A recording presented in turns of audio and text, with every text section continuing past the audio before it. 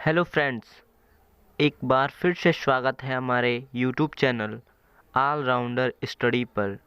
तो दोस्तों, इस वीडियो में हम लोग मेंडल के आनुवंशिकता के नियम जो क्लास 10th के लिए बहुत ही इम्पोर्टेंट है दोस्तों। तो बिना किसी देरी के दोस्तों वीडियो को स्टार्ट करते हैं।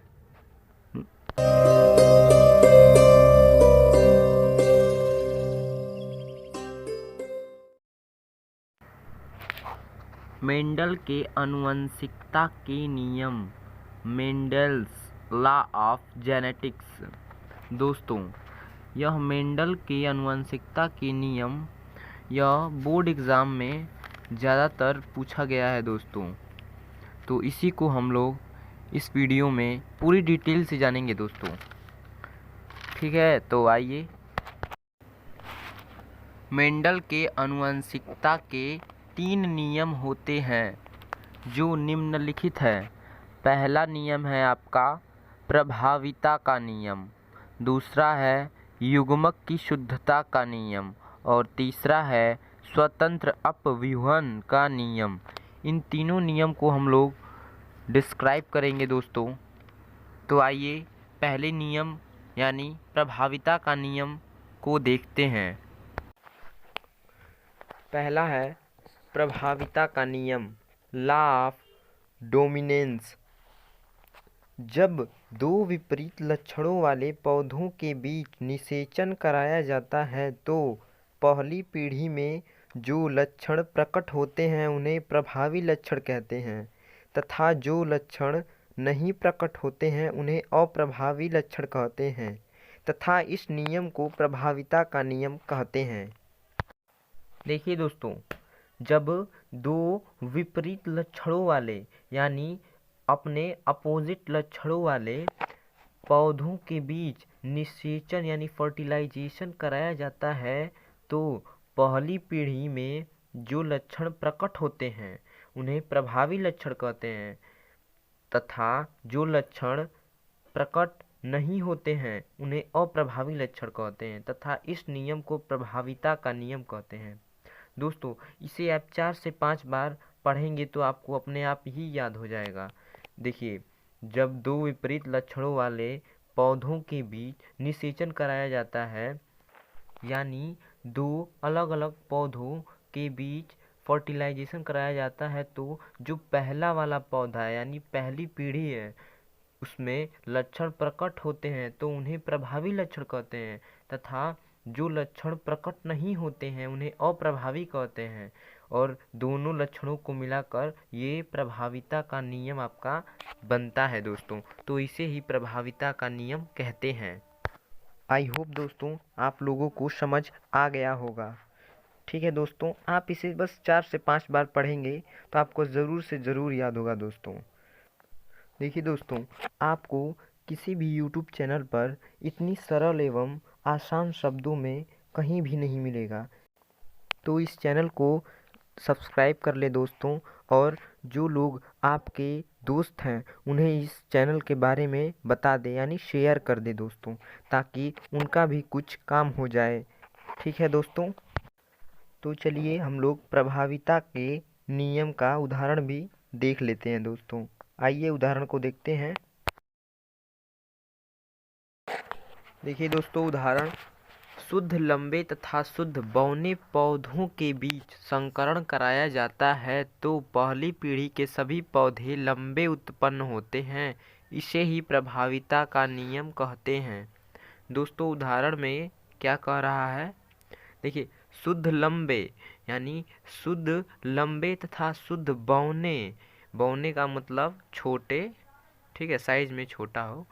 शुद्ध लंबे तथा शुद्ध बौने पौधों के बीच संकरण कराया जाता है तो पहली पीढ़ी के सभी पौधे लंबे उत्पन्न होते हैं। जो पहली बार उत्पन्न होंगे वो कैसे होंगे? लंबे होंगे। तो पूरा मिलाकर आपका प्रभाविता का नियम बनता है। इसे ही प्रभाविता का नियम कहते हैं। ठीक है दोस्तों, तो आइए हम लोग अगला नियम देखते हैं। आई होप आप लोगों को उदाहरण समझ आ गया होगा।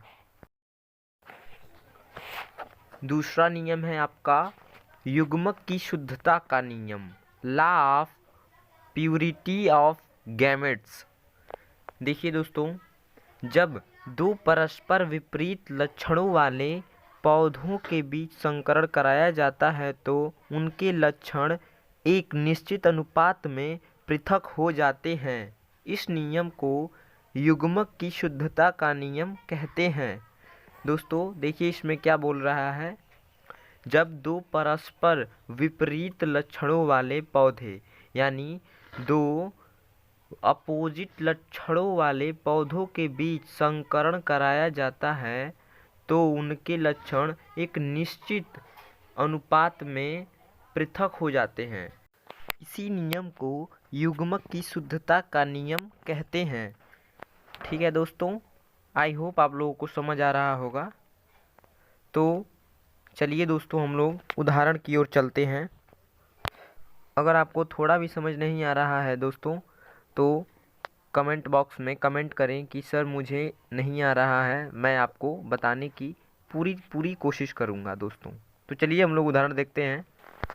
देखिए दोस्तों, आपका उदाहरण, जब शुद्ध लंबे तथा शुद्ध बौने पौधों के बीच संकरण कराया जाता है तो इनके लक्षण 3:1 यानी 75:25 में अगले पीढ़ी में चले जाते हैं। दोस्तों देखिए, जब प्योर यानी शुद्ध लंबे तथा प्योर बौने पौधों के बीच संकरण यानी हाइब्रिडाइजेशन कराया जाता है तो इनके लक्षण 3:1 यानी 75:25 में अगले पीढ़ी में चले जाते हैं दोस्तों।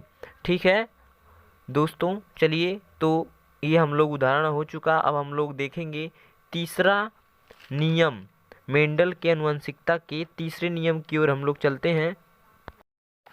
देखिए दोस्तों, तीसरा है स्वतंत्र अपव्यूहन का नियम, लॉ ऑफ इंडिपेंडेंट असॉर्टमेंट।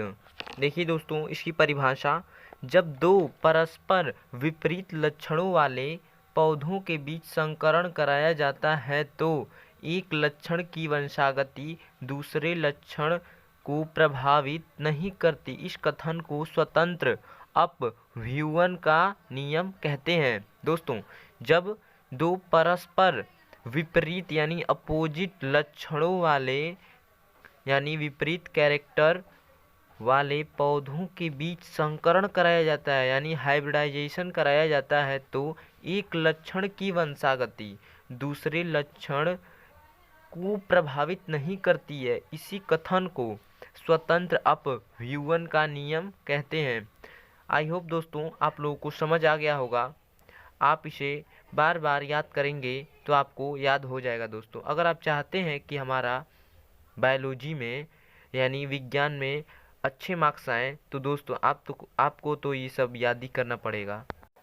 जब तक आप याद नहीं करेंगे तो आपको अच्छे मार्क्स की संभावना नहीं है दोस्तों। इसीलिए बार बार आप याद कीजिए। अगर आप इधर ही सब याद कर लेंगे तो बहुत ही बढ़िया है दोस्तों, आपको बाद में कभी दिक्कत ही नहीं होगी। ठीक है, तो आइए हम इसका उदाहरण देखते हैं।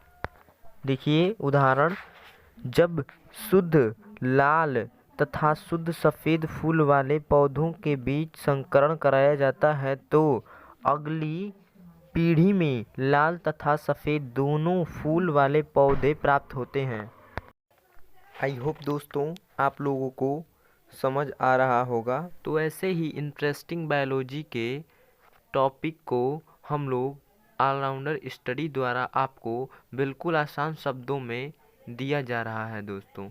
तो ऐसे वीडियो को पाने के लिए चैनल को सब्सक्राइब कर लें और जो आप लोगों के दोस्त हैं जो कि बोर्ड एग्ज़ाम में बैठने वाले हैं इस साल, उन्हें इस चैनल के बारे में बताएं और शेयर कर दें दोस्तों, ताकि उनको भी इस चैनल के बारे में जानकारी हो जाए और इस चैनल के माध्यम से उनका बोर्ड एग्ज़ाम बहुत ही बेहतर ढंग से उनका प्रस्तुत हो। तो मिलते हैं नेक्स्ट वीडियो में दोस्तों, तब तक के लिए धन्यवाद।